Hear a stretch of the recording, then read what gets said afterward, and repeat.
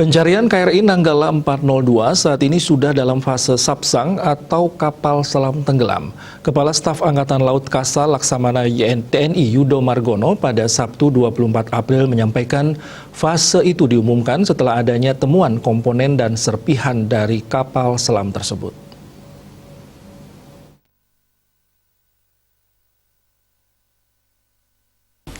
Ia juga mengatakan kemungkinan kapasitas oksigen KRI Nanggala 402 dapat bertahan sampai 5 hari apabila listrik dalam kapal selam itu tetap menyala. Laksamana TNI Yudo Margono dikutip dari kantor berita Antara menyatakan, ketika kapal tidak blackout atau memiliki kemampuan kelistrikan, kapasitas oksigen bisa sampai 5 hari.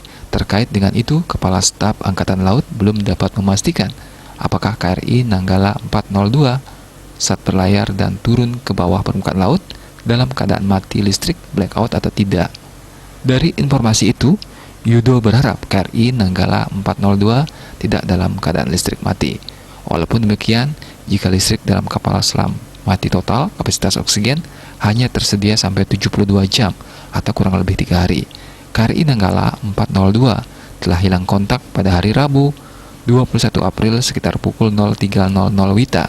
Jika kondisi kapal dalam keadaan blackout, oksigen hanya akan tersedia sampai Sabtu 24 April 2021 pukul 03.00 WITA. Namun jika aliran listrik masih menyala, kemungkinan kapasitas oksigen dalam kapal akan tersedia sampai 5 hari dan akan habis kurang lebih pada hari Senin 26 April. Sejauh ini, pencarian KRI Nanggala 402 masih terus berlangsung sejak pertama kali dimulai pada hari Rabu 21 April 2021.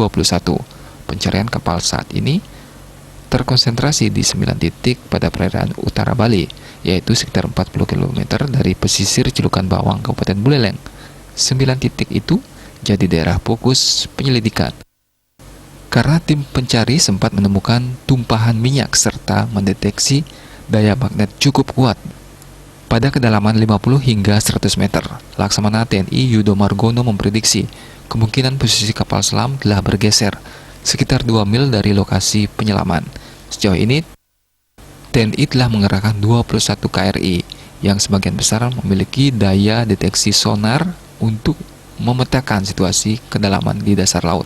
TNI juga menerima beberapa bantuan kapal dari negara-negara sahabat. Sementara itu, Kepolisian Republik Indonesia dan Basarnas juga turut mengerahkan kapal, alat deteksi bawah laut, dan drone untuk membantu pencarian serta menyelamatkan KRI Nanggala 402 yang membawa 53 penumpang. Bali Pos melaporkan.